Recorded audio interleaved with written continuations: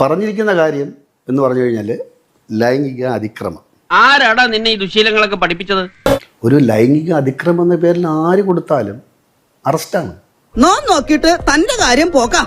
നമ്മൾ പേടിച്ചു പോകും. ഇനിയുള്ള കാലം വല്ല ഗോതമ്പുണ്ടെ നിന്ന് സെൻട്രൽ ജയിലിൽ കിടക്കേണ്ടി വരുന്ന തോന്നണേ. ഹലാക്കിന്റെ പണികൾ ഓരോന്ന് കാട്ടിക്കൂട്ടുമ്പോൾ ആലോചിക്കണമായിരുന്നു. അപ്പം ഞാൻ എന്ത് ചെയ്യണം? ആ ബുദ്ധിപൂർവമായി ഈ ആവശ്യമില്ലാതെ വായിട്ട് അലയ്ക്കാതെ നിയമോപദേശം തേടുകയും എന്താണ് ചെയ്യേണ്ടത് കൃത്യമായ ഗൈഡൻസ് എനിക്ക് ഉണ്ടായിട്ട് തന്നെയാണ് ഞാൻ സംസാരിക്കാറുള്ളത്.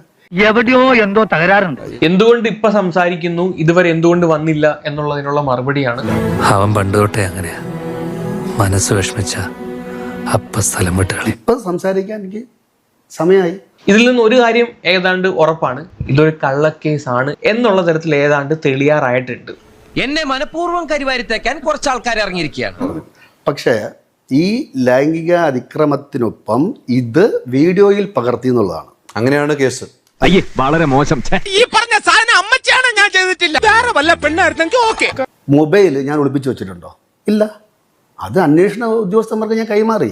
അതൊക്കെ എപ്പോഴേ കിട്ടി ബോധിച്ചു. അവരത് എൻ്റെ അകത്ത് നോക്കട്ടെ. പ്രസിഡന്റിനൊന്നും അറിയാത്ത പോലെ ഉണ്ടല്ലോ ഒരു അന്വേഷണ ഉദ്യോഗസ്ഥന് കൈമാറി എന്നാണ് പറയുന്നത്, അല്ലെങ്കിൽ അവരൊന്ന് പിടിച്ചെടുത്തു എന്നല്ല. അന്നേരം കൈമാറുന്ന സമയത്ത് നമുക്ക് വേണമെങ്കിൽ വേറൊരു ഫോൺ കൈമാറാവുന്നതേ ഉള്ളൂ.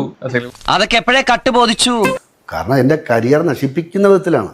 അതാണ് ഏറ്റവും അപകടം. അപ്പം അവരെ കൊടുത്ത ആളിൻ്റെ മനസ്സാക്ഷിയോട് ചോദിക്കണം, ഞാൻ എന്ത് ലൈംഗിക അതിക്രമം നടത്തിയെന്ന് അവരെ മനസ്സാക്ഷിയോട് ചോദിക്കണം. സത്യം എന്താണെന്ന് ആർക്കറിയാം. എനിക്ക് ഏറ്റവും ഇഷ്ടം, ഞാൻ എൻ്റെ കൺമുന്നിൽ വളർന്ന കുട്ടികളാണ് അവരൊക്കെ. അവരെ പോലും ആരും വെറുതെ വിട്ടില്ല. അപ്പൊ ഇതൊക്കെ കണ്ട് മാറിയിരിക്കുകയായി അവര്. വിശ്വസിക്കരുതടാ, ലോകത്തോരെ പെണ്ണിനെ വിശ്വസിക്കരുത്. ഈ ഒരു ഇന്റർവ്യൂവിനകത്ത് ബിജു സോപാനം അറിയാതെ ഈ കേസ് കൊടുത്ത വ്യക്തിയുടെ ഐഡന്റിറ്റി വെളിപ്പെടുത്തുന്നുണ്ട്. എന്തെങ്കിലും നീ പറഞ്ഞോടാ. എന്നിട്ട് നമ്മളെ മക്കളല്ലേ, നമ്മളെ മക്കളെ മീൻസ് അച്ഛാമ്മന്നാണ് വിളിക്കണേ, അച്ഛാന്നാണ് വിളിക്കണേ. നമ്മുടെ മക്കൾ മീൻസ് അച്ഛാമ്മ എന്നാണ് വിളിക്കുന്നത്, അച്ഛനെന്നാണ് വിളിക്കുന്നത് എന്ന് ഞാൻ പറഞ്ഞു. സോ അച്ഛനെതിരെ അമ്മയാണ് കേസ് കൊടുത്തത്. പിടികിട്ടിയല്ലോ. അറിയാതെ അവരെ പഴിചാരിക്കൊണ്ടിരിക്കുമ്പോൾ എവിടെയോ എന്തോ ഒരു തകരാറ് പോലെ. പുള്ളി പെട്ടെന്നൊന്ന് പതറി. അതാണ് അവിടെ ഇടയ്ക്ക് കുറെ സൈലൻസ് വന്നത്, എന്ത് പറയണമെന്ന് അറിയാൻ പറ്റാത്ത രീതിയിൽ. ഞാനൊന്ന് വരണ്ടിട്ട് റബ്ബേ. ഈ കൊടുത്ത ആള് ആരായിക്കോട്ടെ,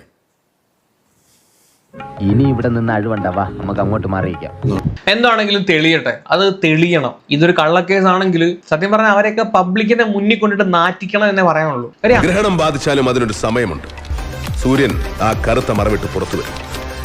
അതുപോലെ തന്നെയാണ് സത്യവും.